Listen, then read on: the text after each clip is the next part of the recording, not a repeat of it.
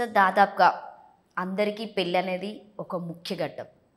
కొంతమంది తొందరగా చేసుకుంటారు, కొంతమంది సెటిల్ అయినాక చేసుకుందాం అనుకుంటారు, కొంతమంది అసలే చేసుకోవద్దు అని చెప్పేసి నిర్ణయించుకుంటారు. అసలు ఇందులో ఏది కరెక్ట్ అని చెప్తారు మీరు?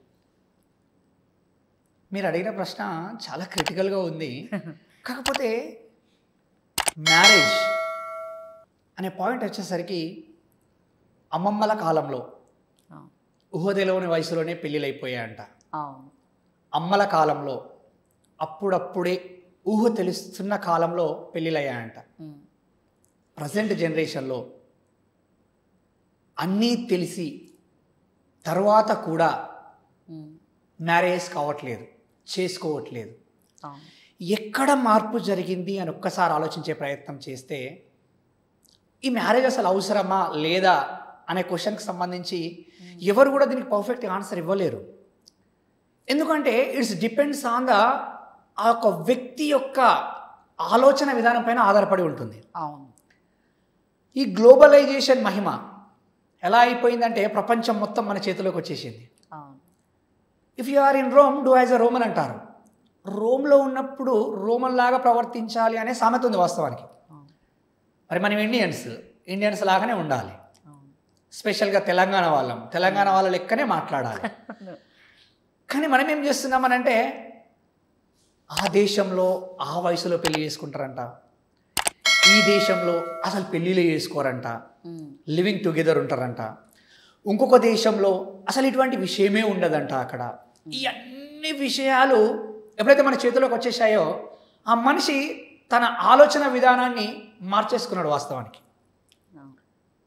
కానీ నేనేమంటానంటే ప్రతి మనిషికి జీవితంలో ఒక తోడైతే అవసరమే, అది కంపల్సరీ. అది ఏ ఏజ్లో అనేది ఈరోజు మీరు చూడండి, రోడ్డు పైన వెళ్తూ ఉంటే ఫెర్టిలిటీ సెంటర్స్ అని గల్లీకి ఒక బోర్డు కనబడుతూ ఉంది.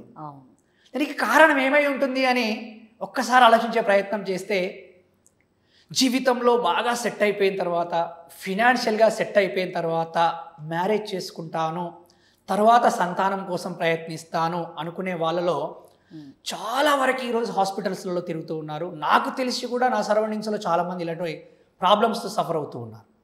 మరి అలా అని లేట్ మ్యారేజ్ చేసుకోవద్దా, ఎర్లీ మ్యారేజే చేసుకోవాలి అని అంటే, ఎర్లీ మ్యారేజ్ చేసుకున్న వాళ్ళు పిల్లలు అయిపోయిన తర్వాత లైఫ్లో వాళ్ళు పిల్లలతో స్ట్రగుల్ అవుతున్న వాళ్ళని కూడా చూస్తున్నాం మనం వాస్తవానికి. మరి అసలు చేసుకునే వద్దా అని అంటే, చేసుకోకుండా ఉన్నవాళ్ళు ఈరోజు వాళ్ళ పరిస్థితి ఎలా ఉంది అని అంటే, కనీసం అక్కడ వాళ్ళకి ఏం జరుగుతుందో అని అడిగేవాళ్ళు లేని పరిస్థితి. ఏరా తిన్నావా, బాగున్నావా అని అడిగేవాళ్ళు ఎవరైనా ఉన్నారు అని అంటే అది మన రక్త సంబంధికులు, తర్వాత మన రక్తం పంచుకొని పుట్టిన పిల్లలు మాత్రమే. ఈరోజు రక్త సంబంధికులు అమ్మ, నాన్న, అక్క, చెల్లి, అన్న, తమ్ముడు నీతో జీవితాంతం ఉండలేరు కదా.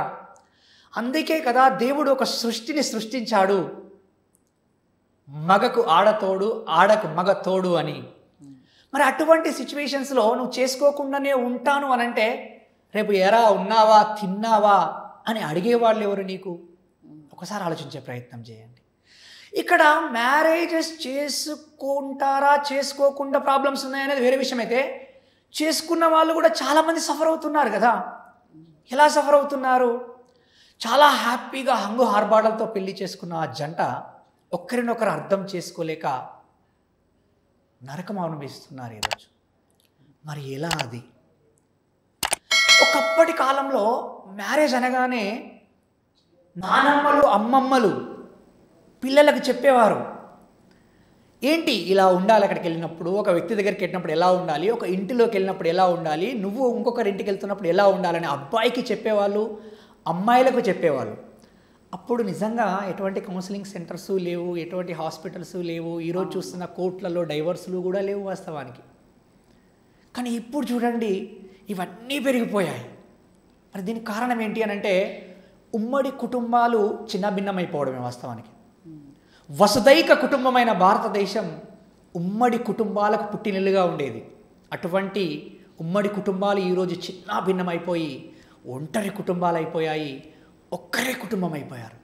తనకు తనే కుటుంబం, తన భర్త తనదో కుటుంబం, పిల్లలు వాళ్ళదో ఒక లోకం అయిపోయింది. మరి పెళ్లి చేసుకొని వీళ్ళు ఆనందంగానే ఉన్నారా అని అనుకుంటే ఇటువంటి పరిస్థితి, చేసుకొని వాళ్ళు అలా ఉన్నారా అంటే అటువంటి పరిస్థితి, బాగా సెటిల్ అయిన తర్వాత చేసుకున్న వాళ్ళు హ్యాపీగా ఉన్నారా అని అంటే వాళ్ళదొకటి. అంటే ఇట్స్ డిపెండ్స్ ఆన్ ఆ వ్యక్తి తన వ్యక్తిగత అవసరాలకు మించి అన్నీ సరిపోయాయిగా నేను వెళ్ళగలుగుతాను, వెల్ సెటిల్ అనుకున్నప్పుడు మ్యారేజ్ చేసుకోవడం కరెక్టే. కానీ చేసుకున్న తర్వాత కూడా భాగస్వామిని అర్థం చేసుకోవడం చాలా ముఖ్యమైనది. ఇక్కడ చాలా సందర్భాల్లో ఏం చేస్తున్నామనంటే అర్థం చేసుకోవాలి, అర్థం చేసుకోవాలి, అర్థం చేసుకోవాలి. ఎవరిని ఎవరు అర్థం చేసుకోవాలి? నన్ను అర్థం చేసుకోవాలని తను అనుకుంటుంది, తనను అర్థం చేసుకోవాలని నేను అనుకుంటాను. కానీ ఒకరినొకరు ఎప్పుడైతే అర్థం చేసుకుంటారో, ఇక్కడ ఇద్దరు వ్యక్తుల కలయిక కాదు, ఇది రెండు కుటుంబాల కలయిక. ఇవన్నీ ఒకప్పుడు ఎవరు చెప్పేవాళ్ళంటే అమ్మమ్మలు, నానమ్మలు, తాతయ్యలు చెప్పేవారు. ఇప్పుడు వాళ్ళు లేరు. మరి ఇటువంటి క్రమంలో మ్యారేజ్ చేసుకోవాలనుకుంటున్న యువతీ యువకులు ముఖ్యంగా ప్రీ మ్యారిటల్ కౌన్సిలింగ్ దాని గురించి తెలుసుకునే ప్రయత్నం చేయండి. చిన్న మొబైల్ ఫోన్ ఉంటేనే దాని ఫ్యూచర్స్ ఏంటి, దాన్ని ఎట్లా వాడాలి, దాన్ని ఎట్లా ఆపరేట్ చేయాలి అని మనం అద్భుతంగా తెలుసుకుంటూ ఉంటాము. కంప్యూటర్ ఆపరేట్ చేయాలంటే దాన్ని ఎలా అంటాము, బైక్ అంటే దాని డ్రైవింగ్ ఎలా అని అనుకుంటూ ఉంటాము. ఒక వ్యక్తితో మనము జీవితాన్ని కొనసాగిస్తున్నాము, జీవిత భాగస్వామిగా ఎంచుకుంటున్నాము అనుకున్నప్పుడు నేను నాలో ఏమైనా మార్పులు చేసుకోవాలా, నేను మాట్లాడే విధానం మారాలా, నేను చూసే చూపు మారాలా, నా యొక్క యాటిట్యూడ్ మారాలా, నా యొక్క కోపం తగ్గించుకోవాలా. చాలామంది చెప్తూ ఉంటారు చూడండి, నేను ఇంతే, నేను చిన్నప్పటి నుంచి ఇంతే, నేను పెళ్ళి కాకముందు నుంచి ఇంతే. ఇంకా ఏంటి ఈ మాటలు? నువ్వేమైనా చిన్నగా ఉన్నావా? పెద్దగా అయ్యావు కదా, పెళ్ళి కాలేదా? పెళ్ళి కూడా అయింది కదా, పిల్లలు లేరా?